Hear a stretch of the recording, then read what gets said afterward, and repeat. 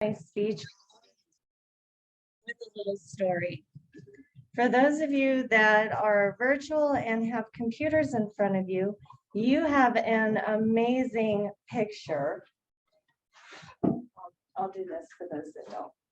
This is a beautiful picture that my daughter sent to me of my flowers.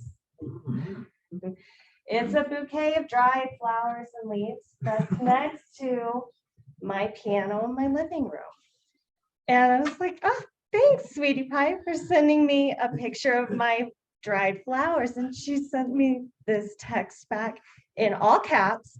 No, Mom, look closer. And I was like, well, okay. So let's see if I can get this to switch screens here. So she sent me the next picture, which is, oh, so lovely. Blown up. And this one, you're gonna love this. If I can get this back to where we are here, let me share this one. This is the next picture she sent me. Looks pretty similar, right? I was like, oh, sweetie pie. It's the same picture. Well, if you look closely in there, you can see this beautiful little snake curled up and wrapped up inside.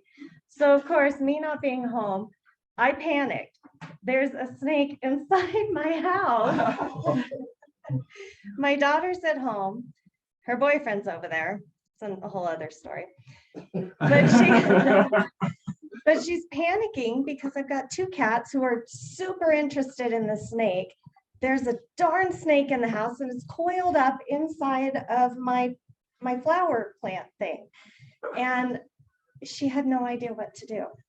I had no idea how to help her. I was 30 minutes away working and had nowhere to go. So I reached out to the only person I knew who would actually make some progress with this, her boyfriend. And I said, Brandon, would you please grab a pillowcase, grab a broom, scoot the darn thing outside, get it out of the house, get it outside. I don't want snakes inside. And so, of course, being the brave person that he was, got the snake out of the house.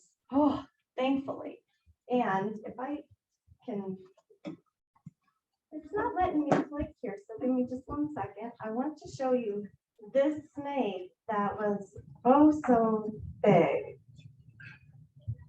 It was, oh gosh, the biggest snake ever here.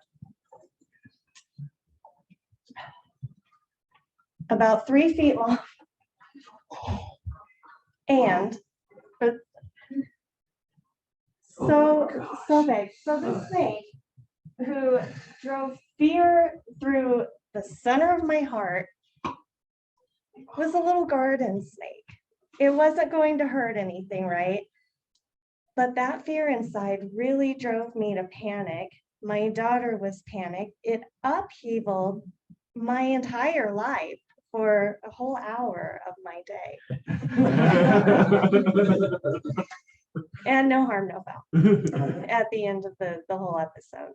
But as I thought about this, I was like, oh my gosh, snakes are something that, really kind of give us that fear, that provoking thought that, oh my gosh, things can be dangerous and we don't want them around us. As I'm thinking through this, I really just thought, snakes aren't the only things out there that get to us like this. There are other things in our lives that kind of sneak in, slither in, and kind of curl up in those nice cozy places, those warm places in our lives. And how do we manage that?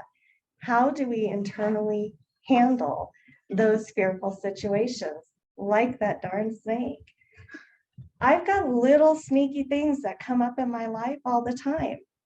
I drove to, a little embarrassing, I drove to Taco Bell the other night because darn it, it was 7:30 at night. I was on my way home from work. I hadn't eaten. I was hungry. And I knew I had a whole refrigerator full of food that I was supposed to cook. And Taco Bell sounded so good. How do you fix these little sneaky situations? That snake came back 2 days later. It got back into my house, made its way back into my life after me shooing it out nicely. So what did I, this time I was there, which was not a good thing. I got a broom and gently, squished it out of the house after about 10 minutes. So I handled it a little better, right? 10 minutes versus an hour. Got a broom. I had some skills there ready to go and ready to get this snake out. Yesterday, on my way home at 7:30 at night, I was super hungry because I hadn't eaten. I really thought about going to Taco Bell to get dinner, but I stopped myself. I handled myself. I thought about those positive things, those changes that I could make. I didn't go to Taco Bell. I went home, made myself a salad, ate my salad. I was good and handled those changes a little differently. I will tell you that snake came back a third time. So the first time was a month ago. It came back 4 or 5 days ago. It wanted warmth. It wanted to sneak in. It really wanted to settle in someplace comfy and cozy, just like those spheres do. They sneak back in. They get you. They want to come back in. I dealt with this at work. Those toxic things that happen, those fearful things that happen in work that you have to handle all the way around. How do you personally handle those situations? And taking a look and reflecting back, you have tools, just like with that snake, that panic, that initial like, oh, how am I going to do this? How am I going to handle this? You learn and you build from these experiences. I grabbed that broom, swept the snake out, took me 10 minutes the second time. I was a pro the third time. I had the broom ready. I had the little dustpan and it was out the door in 30 seconds. So as you're working through these fearful situations, as you have your own snakes come inside, please remember that these experiences build you and help you and support you, even though they're fearful and dangerous, even though it was a garden snake, but they really do help support and grow you as a person.